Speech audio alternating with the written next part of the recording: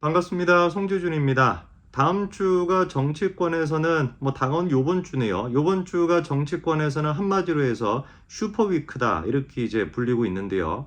그도 그럴 것이 월요일 날 한덕수 총리에 대한 탄핵 심판 결과가 나오게 되고 수요일 날 찌제명에 대한 2심 재판 결과가 나오게 되고 금요일 날 윤석열 대통령에 대한 탄핵 선고까지 나올 가능성이 있다 보니까 만약에 정말로 윤석열 대통령에 대한 탄핵 선고가 금요일 날 나오게 된다면 슈퍼위크다라고 불리는 게 맞겠죠. 사실 근데 윤석열 대통령에 대한 탄핵 선고 이 여부를 떠나가지고 찌제명에 대해 가지고 2심 재판 결과가 나온다? 이것만 놓고 봐도 제가 봤을 때는 슈퍼위크입니다. 이재명의 존재 자체가 대한민국에는 악이고 그 존재 자체가 어떻게 보면은 유해한 인간이다 보니까 그 인간이 정리가 되는 것만큼 제일 중요한 대한민국의 경사가 어디 있겠습니까? 자, 이런 상태에서 월요일 날 나오게 되는 한덕수 권한대행의 탄핵 심판 이 문제는 윤석열 대통령에 대한 탄핵 심판으로 연결이 되다 보니까 굉장히 중요한 의미가 있을 수밖에 없는데요.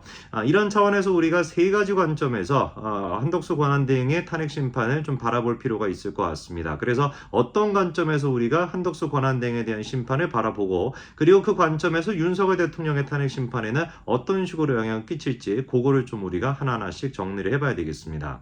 일단 제일 첫 번째로 중요한 것 같은 경우는 윤석열 대통령과 한덕수 권한대행 두 사람이 탄핵이 됐던 근본적인 사유가 뭐냐라는 것인데 이 내란죄죠. 계엄입니다. 계엄. 이 계엄이라고 하는 것은 불법이었기 때문에 내란죄로서 두 사람은 탄핵이 돼야 된다. 이게 이제 민주당이 윤석열 대통령과 한덕수 권한대행을 탄핵시켰던 근본적인 이유였습니다. 그런데 이게 코미디가 뭐냐면요. 두 사람 다 공통점이 한 가지가 더 있어요. 잘 아시는 것처럼 윤석열 대통령에 대한 내란죄 결국에 민주당이 어떻게 했습니까? 뺐죠. 한덕수 권한대행에 대한 내란죄도 마찬가지로 뺐습니다. 이거 잘 모르시는 분들이 꽤 많은데 한덕수 권한대행 같은 경우도 내란죄 방조, 내란죄 동조 이걸로 탄핵시켰잖아요. 정작 그런데 한덕수 권한대행에 대한 내란죄 여부도 마찬가지로 민주당이 뺐습니다. 저는 이쯤 됐으면 헌재가 욕을 먹는 수준을 넘어서가지고 진짜 이거 없어져야 된다는 얘기를 들어도 할 말이 없다라고 봐요. 아니 이런 것들은 당장에 그냥 각하를 시켰어야 되는 거 아닙니까? 윤석열 대통령 내란죄로서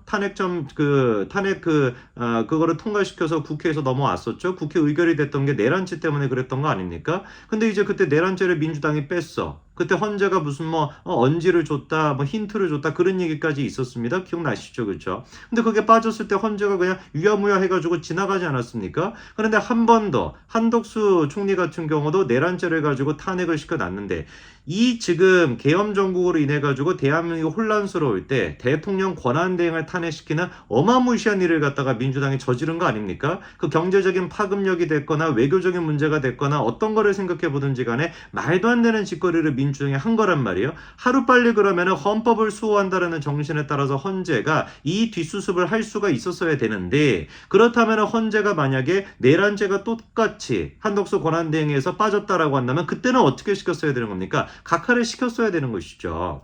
애당초 한덕수 권한대행에 대한 탄핵 문제 같은 경우는 각하가 됐어야 되는 이유가 그러니까 두 가지나 있었던 겁니다. 하나 같은 경우는 의결 정족수의 문제. 아시죠? 그렇죠? 대통령의 권한대행이기 때문에 대통령의 초점을 둬가지고 201명 이상의 동의가 필요하다. 아니면은 이거는 총리이기 때문에 기본적으로 151명 이상의 동의가 필요하다. 요 두 가지 안에 대해 가지고 헌재가 먼저 결정을 내렸어야 됩니다. 아니 얼마나 이게 간단합니까? 그렇지 않습니까? 아니 이거 무슨 결정하는데 이거 하루 이틀 걸린 문제인가요? 1시간 정도만 평이 열어가지고 바로 결정할 수 있을 것 같은데 우리 정혁씨 재판관부터 시작해가지고 문현배까지 한 바퀴 돌면서 얘기해 보세요. 당신은 이거 151명이라고 봅니까? 200명이라고 201명이라고 봅니까? 그렇게 결정하는데 이거 뭐가 도대체 시간이 걸립니까? 만약에 국민의힘이 주장했던 것처럼 대통령 권한대행이기 때문에 201명 이상이 필요하다라고 했으면 애당초 그러니까 탄핵안 자체가 성립이 안 돼서 각하가 됐어야 되는 문제였던 거예요. 그런데 그거를 헌재가 어떻게 했습니까? 무려 지금 100일 가까이나 시간을 끌어왔던 겁니다. 이러니까 우리가 헌재가 아니라 민주당의 졸개라고 부르는 거 아니겠습니까? 그리고 각하가 됐어야 되는 두 번째 이유는 또 뭐라는 거예요? 내란죄를 가지고 한덕수 권한대행을 탄핵시켜 놨더니만 알고 보니까 내란죄를 또 뺐다. 뭐를 가지고 도대체 한덕수 권한대행을 탄핵시키겠다라는 겁니까? 마찬가지 이유로 뭐를 가지고 도대체 윤석열 대통령을 탄핵을 시키겠다라는 건가요? 똑같은 논리가 이어질 수밖에 없는 것이죠. 자, 그래서 계엄에 대한 적법성 이 문제에 대해 가지고 도대체 헌재가 어떤 결정을 내릴까가 관전의 포인트인데요.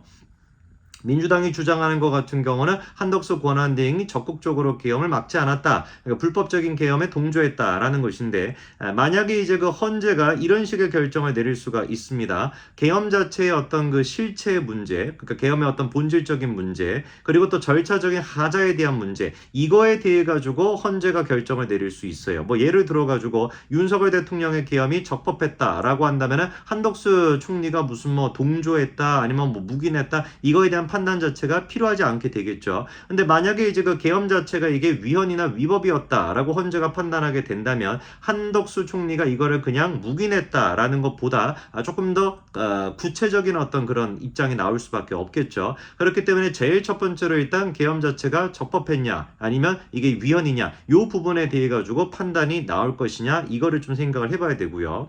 두 번째 같은 경우는 아까 말씀을 드렸던 것처럼 내란죄를 뺀 거 이게 문제가 없냐라는 부분에 대해서 헌재가 반드시 입장을 밝혀야 됩니다. 사실상 이 부분에 대해서 아직까지도 입장을 낸 적이 없어요. 미치고 팔짝뒤 노릇입니다. 진짜로. 대통령에 대해서도 내란죄를 뺐음에도 불구하고 헌재가 별다른 입장을 내지 않았었고 마찬가지로 지금 이제 한덕수 권한대행에 대해서도 내란죄를 뺐음에도 불구하고 이게 절차적인 문제가 있는지에 대해서 헌재가 별다른 입장을 따로 내지 않았습니다. 누가 보든지 간에 제일 중요한 문제인데 이거를 헌재가 입장을 안 냈던 거예요. 이게 얼마나 중요한 문제냐면은 법조계에서는 아예 이것 때문에 각하가 된다라고 하는 주장이 나옵니다. 아까 제가 말씀을 드렸던 것처럼 대표적으로 이제 그 지성우 성균관대학교 교수 같은 경우는 뭐라고 얘기를 하시냐 탄핵 사유가 바뀌었다면 탄핵 소추서를 수정해가지고 다시 국회 의결을 거쳤어야 되는 것이다. 명백한 절차적인 흠결로서 각하 사유가 된다. 이렇게 입장을 밝히고 있는데 이거는 당연한 얘기인 거 아니겠습니까? 아니 예를 들어가지고요. 검찰이 어떤 피의자에 대해서 수사를 한다고 쳐요. A라고 하는 범죄 혐의를 가지고 재판을 보내놨는데 알고 봤더니만 A가 이게 문제가 없어. 그래갖고 B라고 하는 걸로 다시 이제 재판을 해야 된다라고 친다면은 갑자기 재판에 가가지고 존경하는 재판장님 저희가 이거 조사를 조금 해보니까 피의자 같은 경우는 이 범죄 혐의가 무죄인 것이 드러난 것 같습니다. 다른 범죄 혐의를 가지고 우리가 재판을 받게 해주십시오. 라고 하면 재판부가 그거 받아줍니까? 미쳤습니까? 다시 이제 그거를 갖다 일단 공소장을 작성하는 것부터 시작해서 다시 시작해야 되는 것이죠. 다시 기각의 절차를 거쳐야 되는 거 아니겠습니까? 당연지사인 거예요. 하물며 윤석열 대통령에 대한 내란죄에 대해 가지고 지금 탄핵 심판이 이루어지는 것이고 그 전국에서 권한대행에 대한 탄핵 심판이 이루어지는데 내란죄를 철회해서 둘 다 이거를 내란죄를 철회했음에도 불구하고 국회로 다시 보내가지고 의결을 거쳐라 이런 절차를 거치지 않았다. 누가 보든지 간에 이거는 뭐가 될 수밖에 없는 거예요. 정치적인 문제가 아니라 학술적으로 보더라도 법리적으로 보더라도 이거는 각하 사유가 절차적인 문제가 있을 수밖에 없다라는 것이죠. 마지막 세 번째로 이제 우리가 봐야 되는 게 뭐냐 한덕수 권한대행 같은 경우는 탄핵이 인용이 될 수도 있다. 이런 지금 주장도 나옵니다. 왜냐하면 우리가 최상목의 케이스를 봤었을 때 마은혁을 임명하지 않았다. 재판관을 임명하지 않았다라고 하는 것이 위헌이다라고 하는 게 만장일치로 결정이 나왔잖아요. 근데 이제 그 재판관을 임명하지 않았다라는 부분 같은 경우도 한덕수 권한대행에 대한 이 탄핵 사유에 들어가 있거든요. 야 그러다 보니까 일단 재판관이 임명하지 않았어. 이 사유 자체가 헌재의회 가지고 만장일치로 위헌 결정이 나와 있으니 이거를 가지고 한덕수 권한대도 탄핵시켜야지. 이런 지금 주장이 나오고는 있습니다만 법조계에 지금 많은 사람들이 지적하는 것은 아무리 마 후보자를 갖다가 임명하지 않은 것 자체가 위헌이라고 해도 그거를 권한대행을 파면할 정도의 중대한 문제이냐 이렇게까지 볼 가능성은 거의 없다라고 보는 것도 지금 이제 다수의 생각입니다.